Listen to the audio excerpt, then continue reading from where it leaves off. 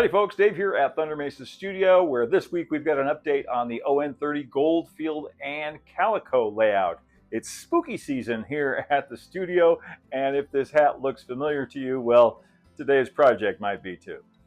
Still working my way up the main street here in Calico town, going pretty much one structure at a time, and now I'm to the point where I need to figure out what I'm going to put between the old Hotel Mojave over here and the Birdcage Theater, which my good friend Jake Johnson built for the layout.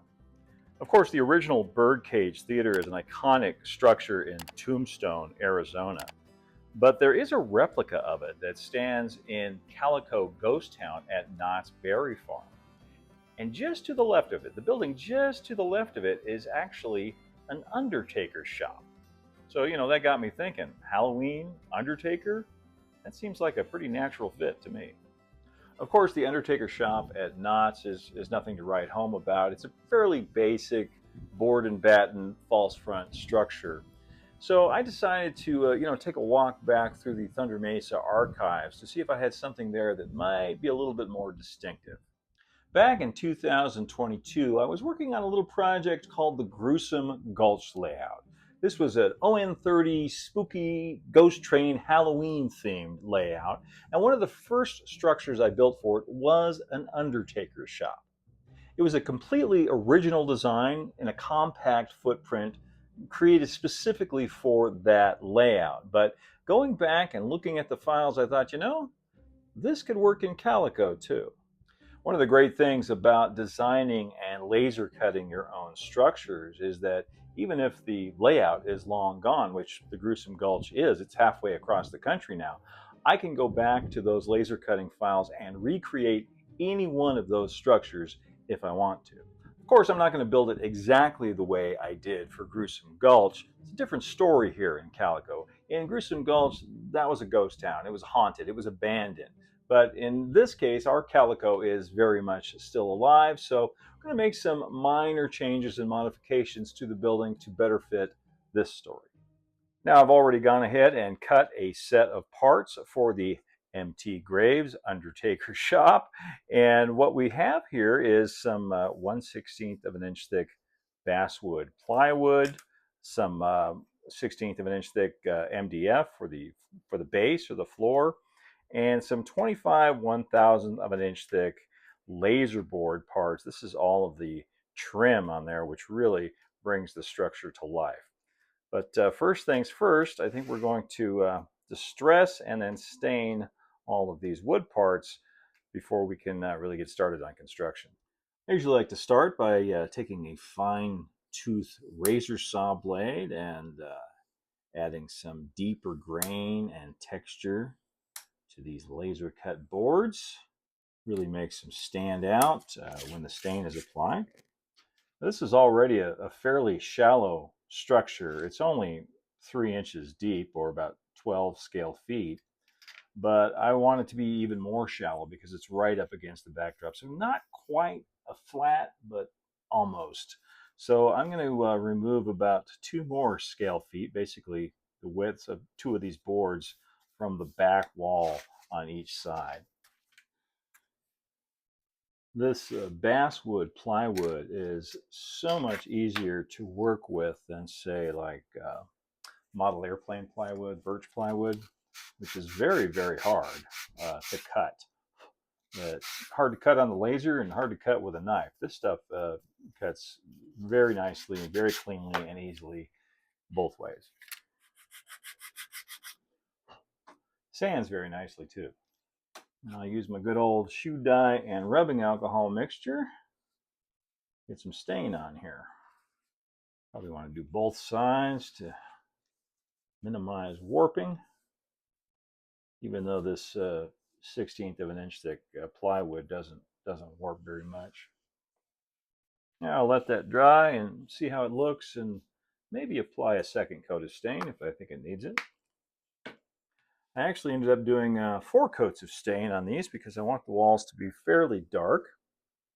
And now I've got my watercolors, burnt sienna and cobalt blue. I'm mixing those together, going a little heavier on the blue side. I want a dark bluish gray. because I'm going to paint in these letters. I've etched in the letters here, just the outlines, MT Graves Undertaker. And now I'm going to paint them with some watercolors and a fine brush. This is a number 1 watercolor brush. And let me tell you, it's a lot less nerve-wracking to try and do something like this with watercolors than with, say, acrylics, because if you mess up with the watercolors, you can dampen the paint and take it right off. Whereas with acrylics, you're kind of stuck with it. So I want to get this step done before I get any further on the construction. This is a trick I've been using for hand-painted signs for a while. Just to etch the outlines and then paint the interiors of the letters. Works pretty nicely, and you don't have to be a great artist to do it. Another nice thing about the watercolors is that they naturally give a faded look. You don't have to go back and weather the lettering again later like you would with acrylics to make it look old and faded, because this is the way it goes on. And of course, it's much easier to do this kind of thing while the wall's still flat. Now I think I'm ready to start on the assembly. I'm going to brace the corners with some lengths of 6x8 using good old Titebond yellow glue. Bring those right out flush with the edges of this back wall. Oops, I messed up. I forgot about the floor, which actually fits in between the walls on the inside, so I need to make an allowance of a 1/16 of an inch down here. No biggie, just cut that out right now. That's what happens when I get excited and I want to move forward on it. Oops, no, I messed up. There we go. That'll work. In fact, I think I'll just go ahead and glue this to the floor now. That'll make it a lot easier to line the sidewalls up square.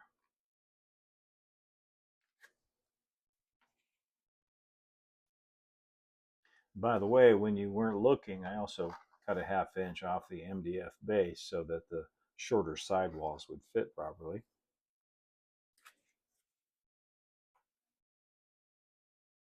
Looks like a very tall outhouse. And this bracket for the rafters gets glued on the inside of the front wall right above the windows. And then 2 more of those interior 6x8 braces.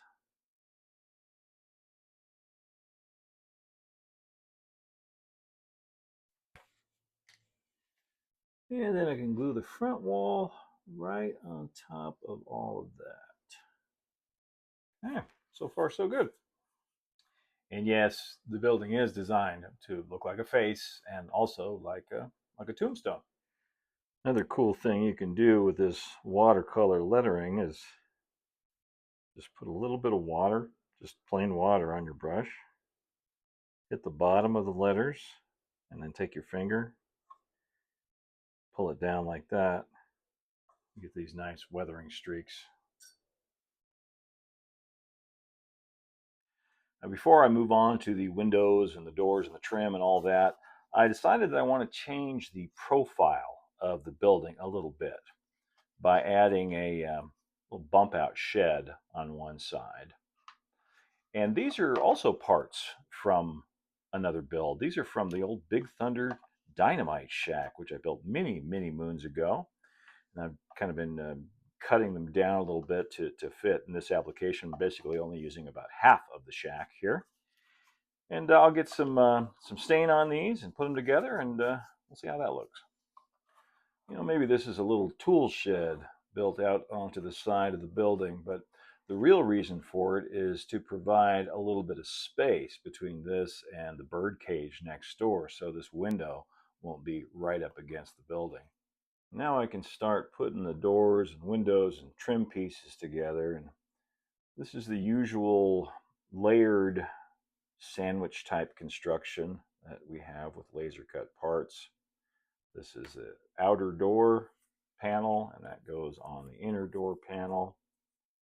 And I've printed myself a cheat sheet from the original build so I can remember where all of these various trim pieces go. Like these sort of gothic looking columns go on top of this arched piece. And then this scalloped piece goes up here. And this skinny bit of molding goes on top of that. Looks like I made this just a little bit longer than it actually needed to be. I don't remember if that was on accident or on purpose. Either way, we can work with it. Makes me think I should probably keep better notes when I'm designing these things. And then this little keystone shaped frame goes right there at the top around the build date, which got it etched in there. I believe it says 1872. And there are spooky faces built into the architecture everywhere, like these little cyclops guys that go up here at the top of these gothic columns. Clearly, I had way too much fun designing this. These trim pieces are for the top of the side walls. I'm going to need to shorten these a little bit to be in line with the shallower depth. Putting these window casements together should be relatively easy by comparison. This little piece that goes up at the top here, what is this called? The pediment? Is that the right word? I'm sure some architecture student will correct me if I'm wrong. And that gets an extra bit of molding at the top. And a strip down at the bottom for the windowsill. I know that's called the windowsill. I don't need anybody to correct me on that. Just need to make 3 of those. And the rest of the window will get put together after everything's painted, and then I can glaze them. Now I'm ready to get some paint on all of these pieces, but that brings up the topic of color, and I've got some thoughts on that. When considering color choices for a structure like this, I'm not just thinking about that structure alone. I'm also thinking about the entire scene that it's going to be a part of. What are the colors of the structures on either side? Is it going to complement or contrast with those? With the structures here on either side, I have a lot of tans and browns and terracotta reds, got some green in the trim here and there. And if I did the same color scheme with this structure, it would just kind of blend in, wouldn't really stand out. On the original Gruesome Gulch version, the Undertaker Shop had a green trim. I think on this one we're going to go with blue because that's a color we haven't seen here yet. I really like these Rust-Oleum chalked colors. They dry extremely flat. This one's kind of a bluish gray. It's called Coastal Blue, and I think that's what we're going to use here.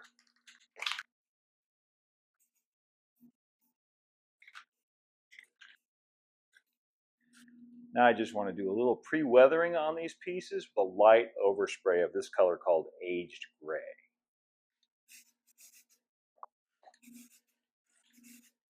Giving that blue paint a chance to dry, and I'm going to do a little bit of dry brushing on it to weather it with some granite gray and some light mocha.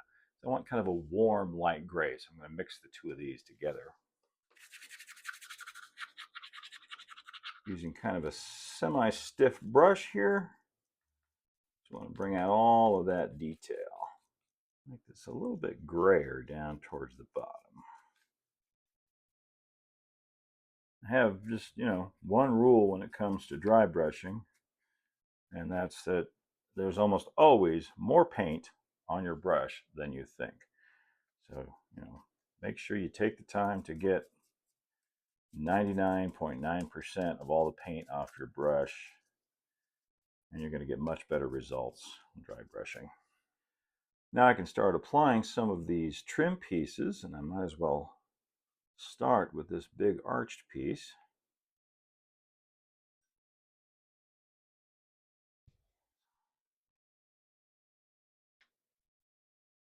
next I've got these little stair-steppy side pieces, the tops of the walls. And this long piece of trim goes right here. And I cut this piece a little shorter to allow for the new bump out on this side. Now I'll flip it around and we'll do this side.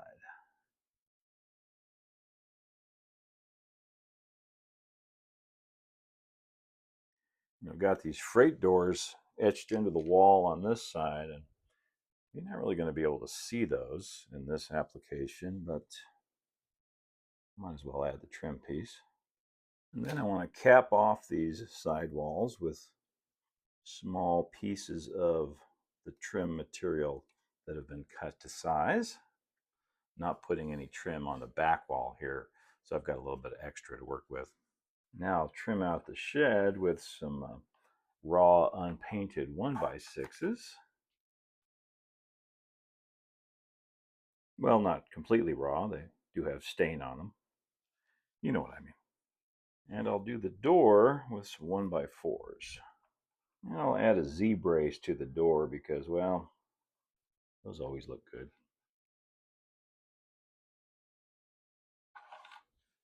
I'm going to glue these double doors together because I don't need them to open, and this will make them easier to install.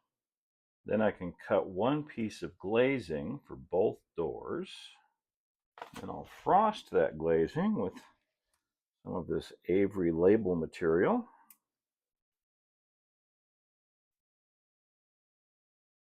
And then glue it to the back with some of this Zap Canopy glue. And I've got a couple of tiny little door lock plates. Paint those with some Vallejo brass and then glue them in place on the doors.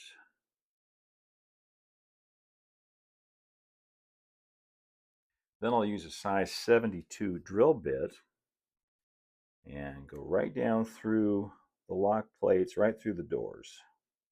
One for each knob, because I've got some HO scale track nails, and those make excellent doorknobs. I'll glue those in place from the back with some cyanoacrylate. Kick that with a little baking soda. Makes for a stronger joint. Trim off the excess. And paint the heads with the same Vallejo brass. We've got some brass doorknobs. Then add some yellow glue around the inside edges of the door opening. And we can drop this in. Just like that. And then I can finish it up by gluing on the trim piece. And then the upper and lower window frames get glazed in the same way as the door, using the Zap Canopy glue and then frosting the back of the glass with those Avery labels. And then each of these gets assembled by gluing the upper window frame into the back of the casement, and then the lower frame to the back of that. And the windows can be modeled open or closed. This one's going to be closed. Then once again, a little bit of glue around the outside edges of the opening, and that window should drop right in. In fact, I'm going to model all of the windows closed this time, because I think that will work better with the spooky effect that I have planned for the interior. But I'll tell you more about that in a little bit. But first, I want to do a little bit more work on the structure base. I've decided I want the whole thing to sit up a little bit higher on the layout. So I've cut another piece, a larger piece of 1/16 of an inch thick MDF to act as a base for both the structure and for the board sidewalk. And now I'm elevating it a little bit higher with some O-scale 6x12s, basically raising it a foot. And I'll use my Minwax dark walnut stain marker to get some stain around the outside edges of this. And then the entire structure gets glued in place right on top of there. Now I can apply the planking for the board sidewalk. And these are cut from some coffee stir sticks.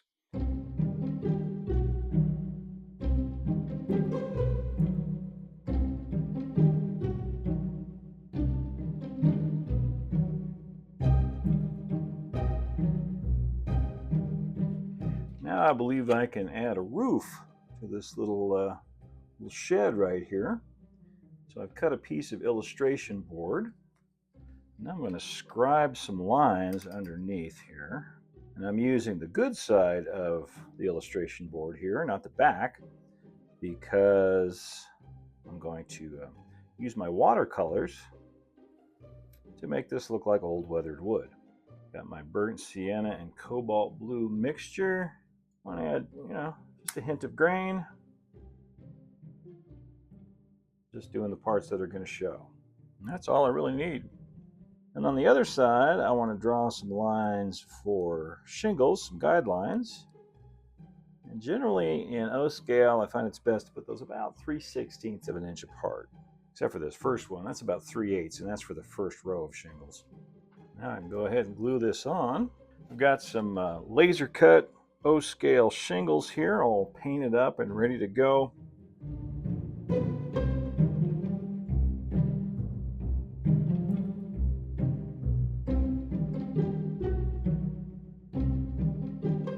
Now up here where the roof meets the side of the wall, I want to add some flashing.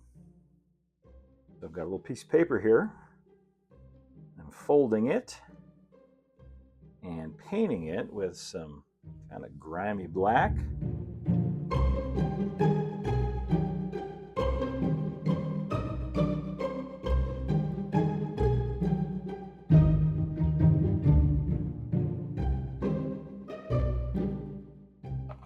I'm going to deviate a little bit more from the Gruesome Gulch version of this structure by adding a little awning here.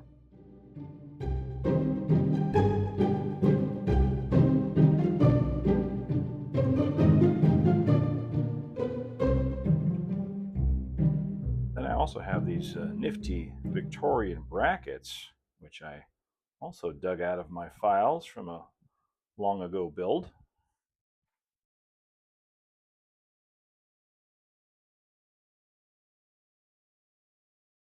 And now I'm ready to attach this to the wall right about here. Making sure these brackets are as straight as I can get them. Now to finish that, instead of the flashing, I'll add a piece of this blue trim. And speaking of trim, I think it's time to finish up this arch.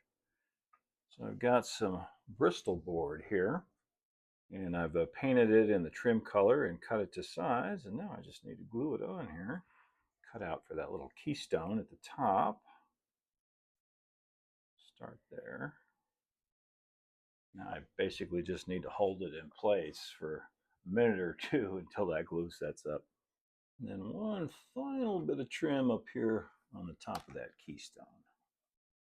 Now I'm adding some rather basic curtains to the inside of the window using some white crepe paper folded over. I don't want to obscure the view too much because that will ruin the effect. On the Gruesome Gulch layout, I really used the curtains to play up the look of the eyes on the building. But I don't want this version to be quite that cartoony. The Goldfield and Calico is a bit more of a serious railroad, though admittedly not by much. Now I'm ready to build the main roof, but I want that to remain removable because I still have some lights and a little effect that I want to add to the interior. I've given myself some slots for rafters on this, but I'm not going to use them this time except for on the edges here. Instead, I've created a removable roof out of illustration board and brace that up with some scrap, and that just drops in just like that. Now I need to get some tar paper on that.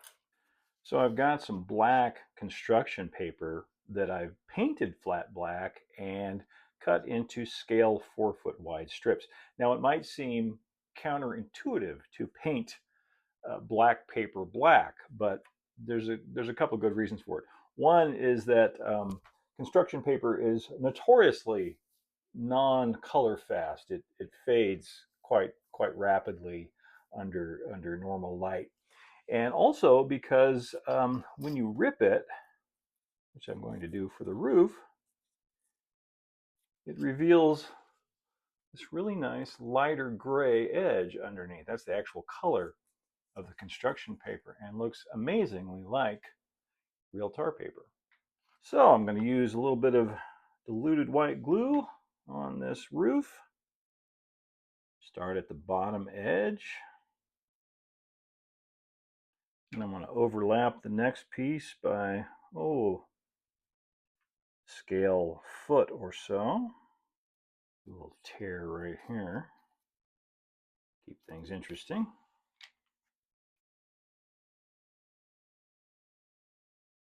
And I just need a thin strip up here at the top edge. A couple of patches here and there are always fun. And I want to put a hole right here with a smoke jack. And sometimes the easiest way to do that with illustration board is just to take your hobby knife and twirl it. I'll do just a little bit of dry brushing on here with some light gray acrylic. Helps to bring out the edges of the tar paper. Get some CA on this smoke jack. It can go right down in there.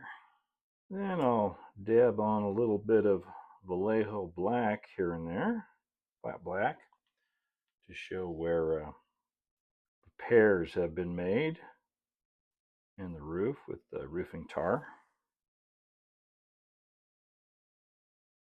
And then a final dusting with chalks to make everything look old and sooty and grimy, the way a roof should look. All right, let's add some special effects.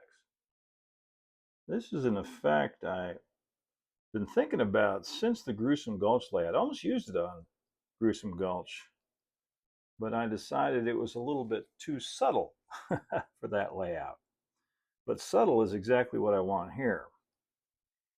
And the idea is that there's a mysterious shadow that drifts in front of the windows.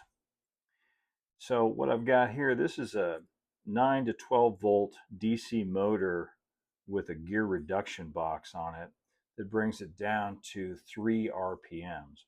3 RPMs perfect for this kind of animation. You want something that's going to move really slow. And right now I'm putting together the motor mount box that I designed for it. Hopefully everything fits. And when this is all done, it's going to fit right down inside of the structure. So this gets glued onto this, and this goes up here in the front. I'll add some braces down here to keep everything square. Now I can solder on the leads. So the idea here is dead simple. A shaft comes out, and there's a bit of music wire that's bent up like this, and attached to this end is going to be a kind of an apparition, a ghostly figure, if you will. And he's going to rotate around in front of a light.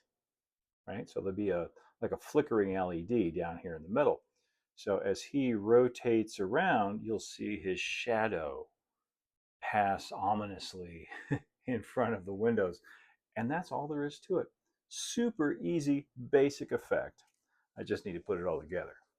So I've got some plastic tubing, which makes a nice press fit on this shaft. And then I'll run the music wire right through the middle of that, and we'll secure it in place with some CA. And then I need to bend this up at a right angle. And then I just need a ghostly figure to drift in front of the window. I think this lady will do the trick once she's all painted up. So I've drilled a hole. I'm using a little CA to attach her to that wire. And that just leaves the problem of the light.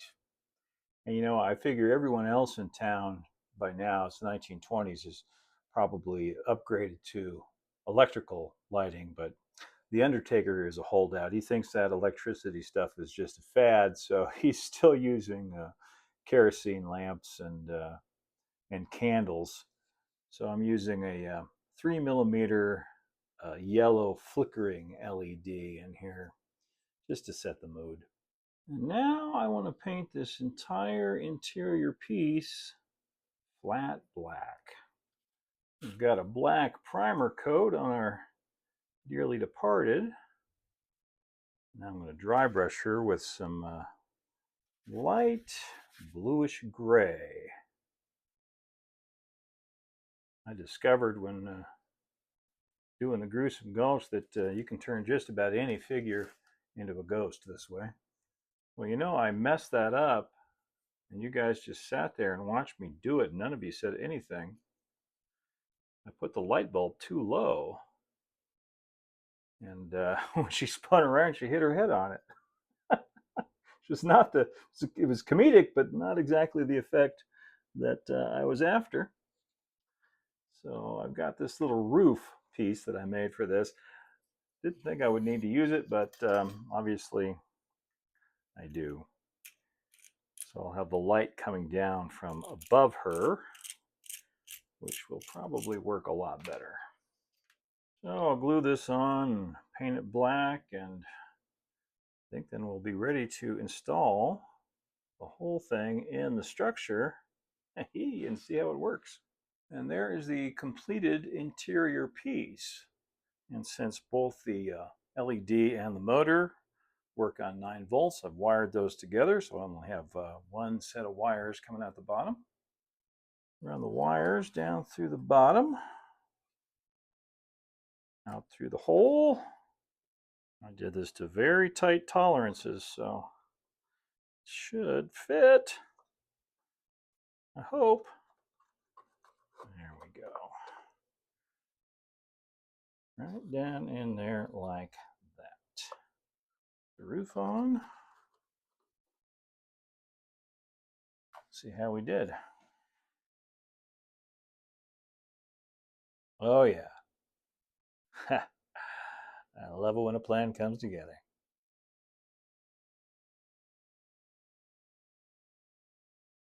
Yeah, just a couple of final details before we call this a wrap.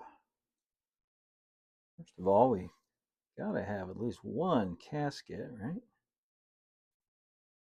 And the final detail today is going to be a sign. Go up on this awning right here. So I designed something on the computer using CG wood textures for the background, and printed it out on my inkjet printer. When you do signs like this, just choose the highest quality photo paper you can find, matte photo paper, and then print it at photo settings, and you'll get nice, clear graphics like this. And you don't need an expensive printer to do it. My brother printer that I use for this was about $100. So now I want to frame this out. I laminated it to some Bristol board so I can, you know, paint this to look like wood on the back, and it makes it a little bit thicker. So I'll paint that and we'll frame it and we'll get it installed up here. Once again, my watercolors to the rescue. Just paint the back of this so it matches the stained wood on the building. Go ahead and do the edges too while I'm at it. Now I can frame this with some 1x4 that I painted the same blue as the building trim. And I can glue that to the roof right about here. And I've got a couple of angled 2x6 braces. And the sign reads, "Caskets, cabinets, and furniture. The last carpenter you'll ever need." That's what we call truth in advertising. Now comes my favorite part, installing the model on the layout.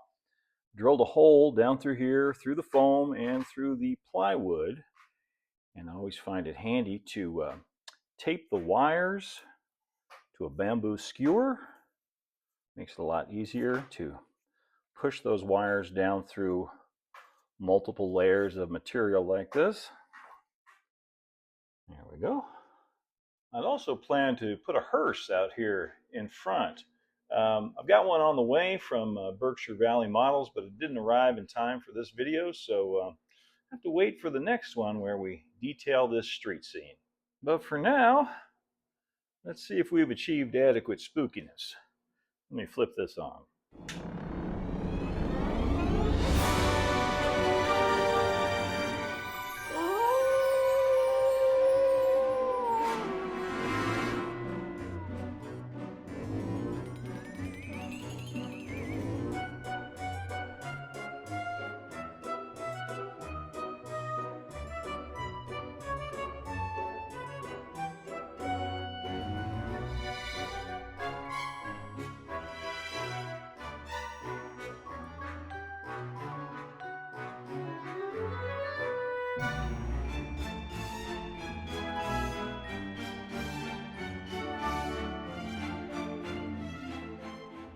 Well, my friends, that was a whole lot of fun. Halloween is still my favorite holiday. Thank you all so much for watching today. Hope you enjoyed the video. I'll be back next week with another project for the On30 Thunder Mesa Mining Company layout. So I hope you're subscribed with those notifications turned on so you won't miss that. In the meantime, of course, you can also follow for free over on Patreon. That's patreon.com/ThunderMesa, or on Instagram at thunder.mesa, and check out the resources available on the Thunder Mesa Studio website at thundermesa.studio. As always, a huge shout out and a thank you to our Patreon members who help to make these videos possible. Until next time, happy Halloween, everybody. Keep moving forward. Adios for now.